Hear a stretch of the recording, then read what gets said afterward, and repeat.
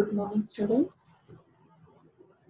Today's class is a last session in epidemiology practical. So we will be discussing 3 more questions. After this class, we will be starting statistics. So let's start with the class. Question number 22. Everyone write in your report books. 78% out of 122 participating in a marriage feast started suffering from vomiting and diarrhea. Describe how you will systematically investigate the outbreak. So first, we should know because 78 out of 122 are few symptoms. They have like a vomiting and diarrhea. By this, there has been something like some food poisoning has happened. So first we have to investigate. Investigate means we should know all the details, like how many are affected, what are the reasons, like which particular food is a reason behind this outbreak and everything, and what went wrong, like what level, at preparation level, at the storage level, at serving level. So we should be knowing all the details and we investigate only. So first investigation, the objectives of investigation are type of food poisoning, food items responsible, and also the source of food poisoning, and mode of entry of poison, the toxin into the food, how it has entered into the food, offending organism or toxin. So we should know all the details when we investigate that outbreak. So first we have to collect the data. So for data collection, we have to visit the particular place where the feast has happened. So we have to collect many details when we went to that particular location. So first we know the outbreak details, time, place, person, cause, mode, and control. Time is when did it occur, place where did it occur. So who are all affected, because now all the people are not affected. So who are all affected? So why it has occurred? What is the cause behind that? Like where it went wrong, and how it has occurred? The transmission and the control. What should be done? What should have been done to prevent this? So food consumption details we should know.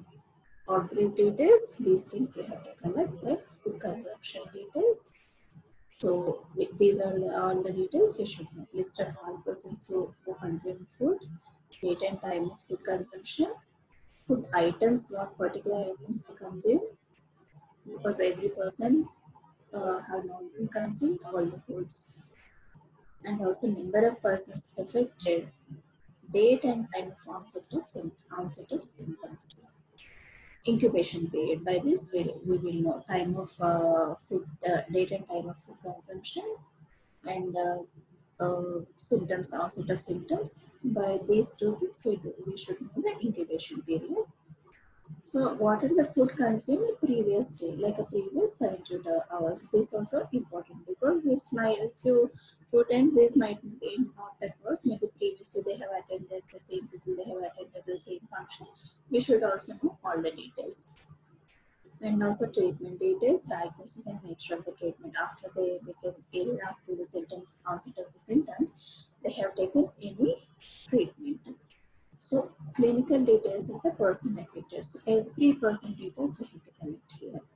Almost all 77 persons. This is like a pro forma. We should prepare a pro forma, and for every person there should be one pro forma, which contains the details of name, age, sex, symptoms. What are the symptoms? Like everyone, some people have nausea, vomiting. So we should also know the symptoms. These are the symptoms.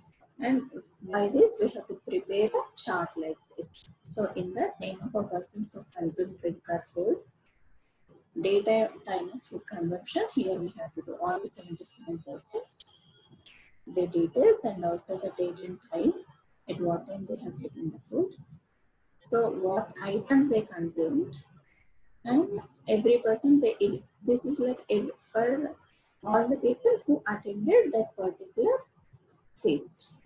So ill or not ill, and also date and time of onset of symptoms. So here, date and time of food consumption and also onset of symptoms. If you minus this, we get the incubation period, because this is important so that we should know the causative organism. The symptoms: nausea, vomiting, diarrhea, fever, abdominal discomfort, others. We have to take here any lab investigation has been done. And we also confirm the criteria, confirmation criteria. We have to first confirm whether outbreak has occurred or not. By above details, we should know the particular symptoms occurred after the ingestion of that food, and also it has affected suddenly a group of population. Similar manifestation in most of them. So by these three things, we should know, we can confirm the outbreak, because suddenly the group of people affected and similar complaints they are complaining, and also they have taken the common food. By these three criteria, we know the outbreak has happened. And the next step is finding the type of food poisoning. So then we have to find out which type of food poisoning is this. We have all the details. We should know, like an incubation period, what the signs, lab report we have. So by this we have to find out which type of food poisoning. And also we do the differential diagnosis. Is it cholera, bacillus, dysentery, or some type of poisoning. We have to find out the type of food poisoning. For that, we should know all the organisms which cause food poisoning. So these are the organisms, their incubation period and their symptoms, and also most of the food items which we get these bacteria. So when we consume these food, the chances of getting Staphylococcus aureus is more, like that. So we know the incubation period by the above chart. Here everyone should know these details, like Staphylococcus aureus, the incubation period is less than 6 hours. The symptoms are vomiting and abdominal pain. The food items usually milk, custard, fried rice, and cooked meat. For Bacillus cereus, it is less than 6 hours again. So, but the differentiation has to be here. Clostridium perfringens 6 to 12 hours. The incubation period is more. If the onset symptoms are more than 6 to 12 years, we can go to the Clostridium, Salmonella, and also Clostridium botulinum. So we should know, by this chart, we know the incubation period and symptoms.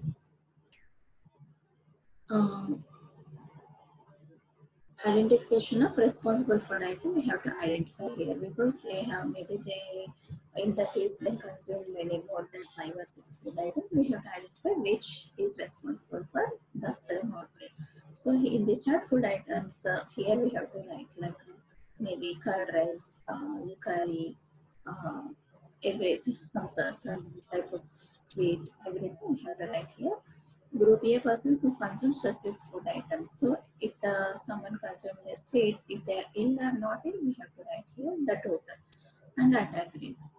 Like this, the people who did not consume specifically, because everyone should not consume the same food. Maybe some persons consume one type of food and others don't consume the same. So here the other people, group of people who have not consumed that specific food item. So those ill or not ill are total and attack rate. So by this we know which food is responsible. For example, we have taken dal. Dal has been responsible for an outbreak. So by this, how we should know?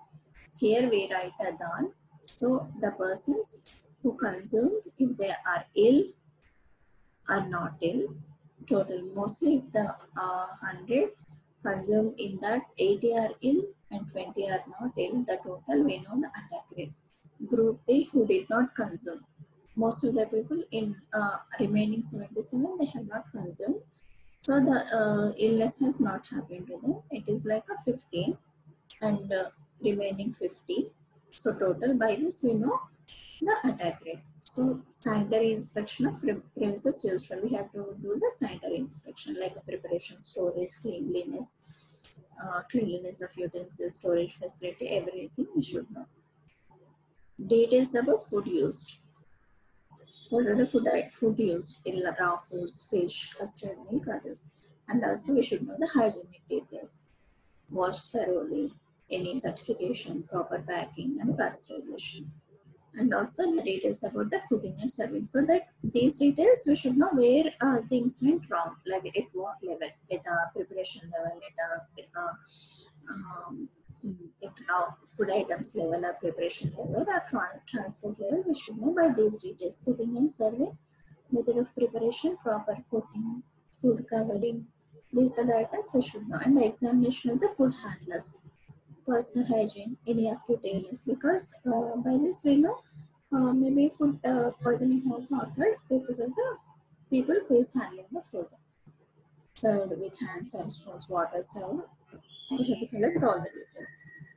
And also we should do the laboratory examination like vomit and stool samples for a culture, bacterial culture.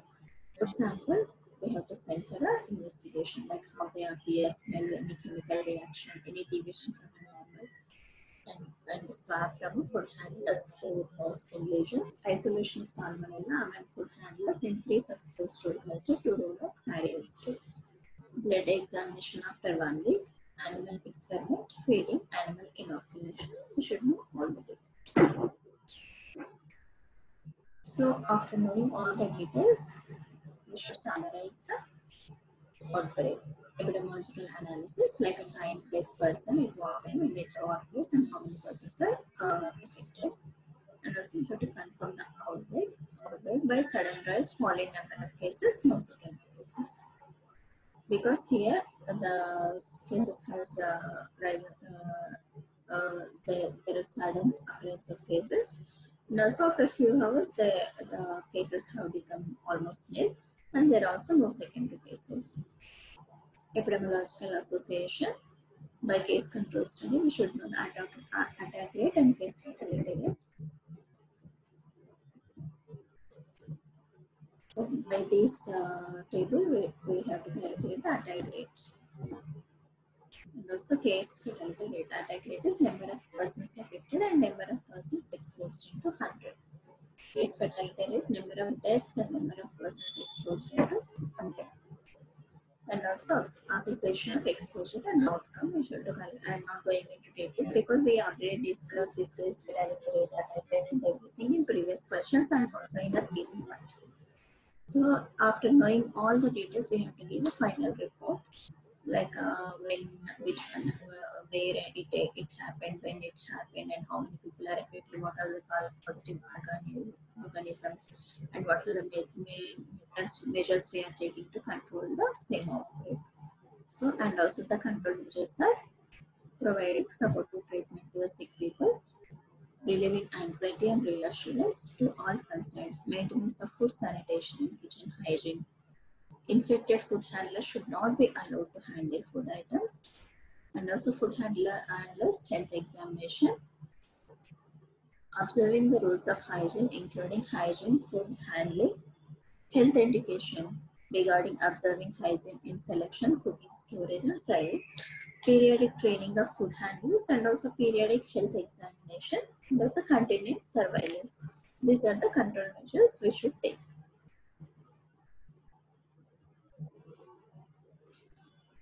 Hygienic food handling and storage.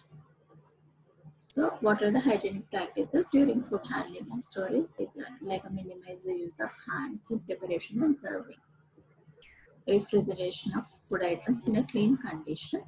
No spoiled food is placed in refrigerator because it can spoil other food, food which is placed in the same refrigerator. Cook the food for sufficient time and temperature. Do not expose food for long time. Refrigerated food should be reheated before consumption. Canned foods, bakery products should be reheated. Cooking and serving area should be kept clean. Maintaining personal hygiene and hygienic food handling. Use gloves while serving large number of persons. Use clean containers and potable water. Thoroughly washing of utensils and also the hands. These are the hygienic. We should follow these hygienic methods while handling food and also storage. So the next question is, the PHC following data was recorded under National Anti-Malaria Program for the year. So the population of that PHC is 30,000. Total slides examined 3,700. Slides positive for malaria parasite are 150. Among those 3,700, 150 are positive. Slides among those positive slides for EF, plasmodium falciparum, reported of 60. So we have to calculate and comment on annual blood examination rate, annual parasite indices, incidence, annual falciparum incidence, slide positive rate, slide falciparum rate, and falciparum rate. We should also calculate this and comment. But for this, we have to know the form. First, ABER, for that number of slides examined divided by population under surveillance into 100. So number of slides examined 3,700 divided by 30,000 into 100, which comes to 12.33%. So comment is, annual blood examination report rate reflects efficiency and adequacy of case detection. Based on the estimated fever rate in India, a minimum of 10% was fixed under the program. So 12.33% is good. Okay. Minimum it should be 10. Annual parasite incidences, confirmed cases during 1 year and population under surveillance into 1,000. Confirmed cases are 150 divided by 30,000 into 1,000. It comes to 5. Annual falciparum incidence, number of falciparum cases divided by population under surveillance into 1,000. When we calculate, it comes to 2. SFR, slide falciparum rate, number of slides positive for falciparum and number of slides examined into 100, which comes to 1.62%. 60 divided by the number of slides examined, 3,700 into 100. It is 1.62%. Plasmodium falciparum rate, number of falciparum cases into total malaria cases. Out of total malaria cases, how many are plasmodium falciparum? We should know, into 100. 60 divided by 150 into 100 is 40%. So the remaining 60% are other plasmodium variants like a bivalves malaria. Comment, APA of more than 5% test positive rate is more than 5%. PF more than 50% should always rise an alarm. So by above details, we should know that indicate the PHC is high risk area in respect of API and API. Because API is 5, if it is 5 or more than 5, it indicates the high transmission. The PHC residential areas, residual. So what are the measures we have to take in that particular PHCs? Residual spraying is suggested apart from individual level chemotherapy and individual protective measures like mosquito nets and coils. The next question is, the primary health center catering 30,000 population has given the following data of tuberculosis infection from January 2008 to December 2008, like a whole year. Calculate incidence of infection and disease and also prevalence of infection and disease. Write the validity of these incidents. We should know incidence of infection and disease, prevalence of infection and disease. The data has given here is tuberculin positive, sputum positive. Old cases are 11,160. Tuberculin positive and sputum positive are 76. Among the and new cases are 38, 540. and sputum positive 25. And total 11,700 tuberculin positive and sputum positive are 101. By these data, we have to calculate the incidence of infection and disease, prevalence of infection and disease. So first we are calculating incidence of infection. Incidence means the new cases. So number of new people showing tuberculin positive divided by total number under study.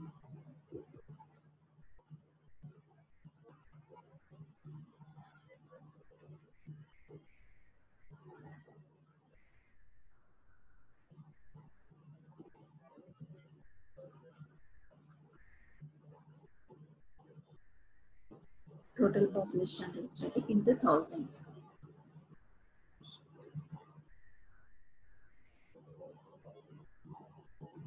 So it is 540 divided by 30,000 into 1000 is equal to 18. So what does it mean? It is indicating? The incidence of infection reflects the risk of infection in the community. What is the risk? And it expresses the attack force of TB. It is the best indicator for evaluating the problem and trend of infection. It indicates the risk of infection in the community. Okay, it is not disease, only the infection. And prevalence of infection, here the new cases means prevalence means new plus old and total population under study. So the new plus old are 11,160 plus 540 divided by 30,000 population into 100, it comes around 39%. Prevalence is 39%. So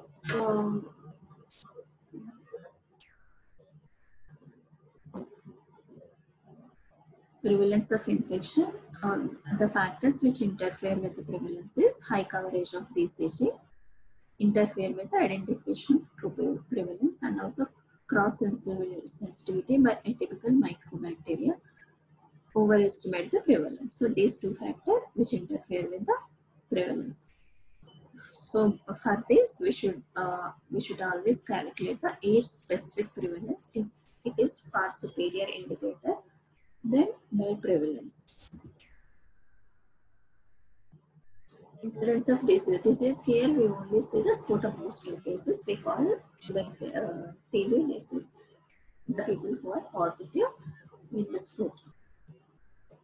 So incidence, the new sputum positive cases divided by total population into 1000. It is 0.83 per 1000 population. So what does it indicate? It reflects the new cases but not the total case load. Reveal the impact of program as well as the direction of the disease. Difficult to measure unless case detection is high and reliable. Prevalence of disease. Prevalence of disease is old and new cases by total population in 2000. It came around 3.36 per 1000 population. What does it indicate? It is best index to estimate the case load. It is like overall case load. Age-specific prevalence is much more relevant index. So inference, all the indicators should be considered together in interpreting the tuberculosis situation in the community. So the last question is for the assignment. You have to write the solution in your notebooks. Cases of acute diarrheal disease cholera have occurred in the PHC.